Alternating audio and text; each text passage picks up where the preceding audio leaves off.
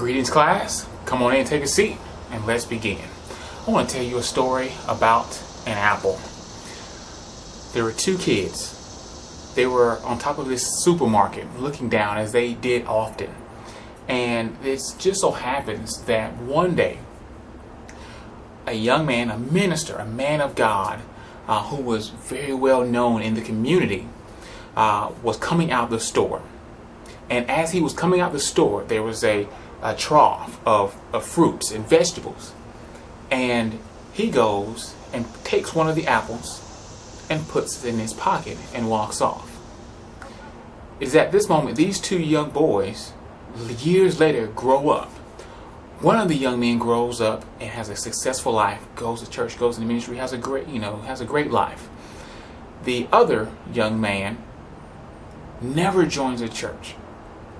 Now these two had grown up to be best friends, and while on the deathbed of the second young man, or at this point older man, the first friend asked, why is it that you never went to church, never really got, into going to church and relying on God and developing that relationship with Him? And he says, remember that time when we were younger? We saw that we were on top of the marketplace and that man, that minister, had stolen the apple.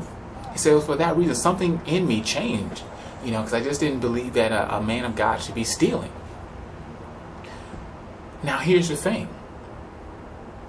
From that person's perspective, the minister was stealing an apple. But what he didn't know was that that young man had an agreement with the owner to take the apple. Why?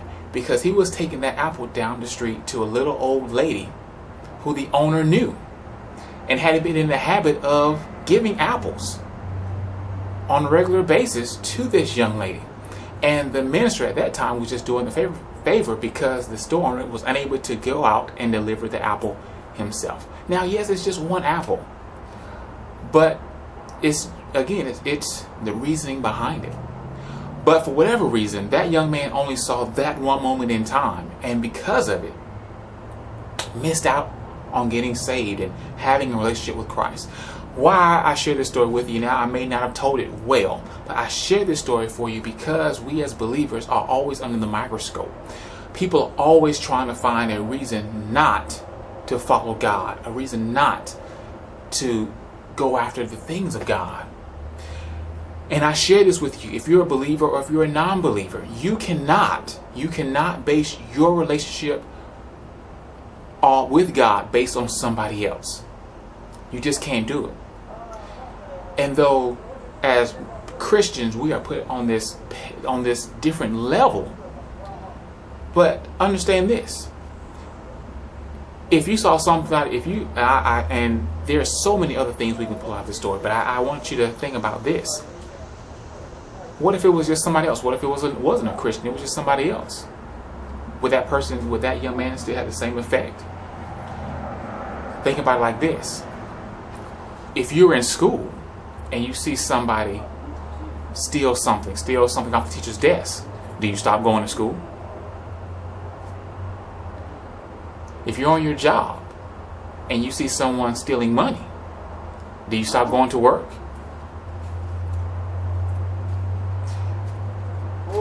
We see movie stars and artists and famous people do stuff all the time,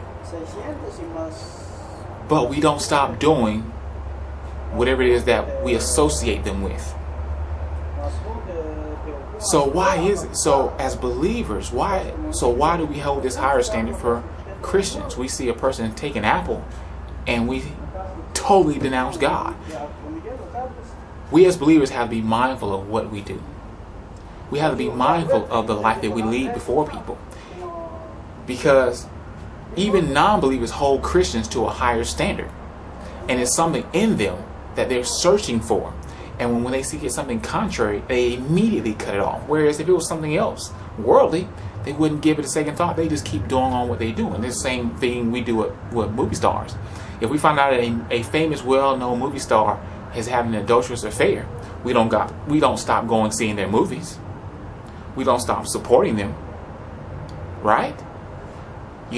we see someone, a rapper, who's sporting their clothes line, and they go off and beat a woman up, or they go drunk driving, we don't stop supporting their clothing line or buying their cologne or, buying their CDs. No, we continue doing that. But something about the world doing it for believers. So I don't know why I share that with you. And the point really is to help you understand that as believers, we're under the microscope constantly. And if you're a non-believer watching this, I want you to have a relationship with God. I don't want you to base it off of what you see others do. If you see a believer and you say they're doing wrong, then don't base that relationship, your relationship on God, based on their relationship with God. Base it on the relationship that you want to have. Same thing we do with our parents. If you see your parents doing a certain thing, we grow up to say we don't want to do that. Sometimes we say we don't want to have kids because I don't want to turn like my mom or my dad. But no matter the case, you can't base your life off the life of others. That's their life. That's their decision. That's their choices that they made. And you can't. You can't base your life off of that. That's the point I want to make to you today. That's my story for today. I hope this blessed you, and I hope you got something from it. I may not have told it well, but I hope it blessed you anyway. I encourage you, visit us online at nbmmilledgeville.org. It's on the screen at the bottom. I encourage you to subscribe to this YouTube channel. You can follow me on Facebook, Twitter, and Instagram. I love to connect with you. I love to be praying for you and touching and agreeing with you in whatever it is you're believing in God for. And if you're not saved, I want to be able to extend this opportunity, open invitation for you to get saved. I'm always able to welcome new believers into the kingdom of God. I pray this message finds you well. I'm Clifton. This is Cliff Notes. Class dismissed.